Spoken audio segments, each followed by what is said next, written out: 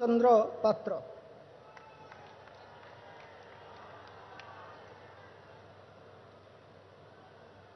ମୁଁ ଶ୍ରୀ କୃଷ୍ଣଚନ୍ଦ୍ର ପାତ୍ର ଈଶ୍ୱରଙ୍କ ନାମରେ ଶପଥ କରୁଅଛି ଯେ ମୁଁ ବିଦ୍ୟୁତ୍ ଦ୍ୱାରା ପ୍ରତିଷ୍ଠିତ ଭାରତର ସମ୍ବିଧାନ ପ୍ରତି ଶ୍ରଦ୍ଧା ଓ ନିଷ୍ଠା ରଖିବି, ଭାରତର ସାର୍ବଭୌମତ୍ୱ ଓ ଅଖଣ୍ଡତା ରକ୍ଷା କରିବି, ଓଡ଼ିଶା ରାଜ୍ୟର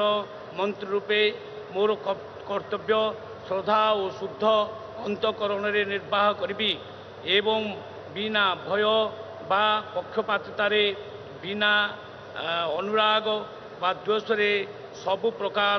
ଲୋକଙ୍କ ପ୍ରତି ସମ୍ବିଧାନ ଓ ବିଧି ଅନୁସାରେ ନ୍ୟାୟ କରିବି। ମୁଁ ଶ୍ରୀକୃଷ୍ଣଚନ୍ଦ୍ର ପାତ୍ର ଈଶ୍ୱରଙ୍କ ନାମରେ ଶପଥ କରୁଅଛି ଯେ ଯେଉଁ ବିଷୟ ରାଜ୍ୟର ମନ୍ତ୍ରୀ ରୂପେ ମୋର ବିଚାରକୁ ଅଣାଯିବ ବା ମୋତେ ଜ୍ଞାତ ହେବ ତାହା ଏପରି ମନ୍ତ୍ରୀ ରୂପେ ମୋର କର୍ତ୍ତବ୍ୟ ସମୁଚିତ ନିର୍ବାହ ନିମିତ୍ତ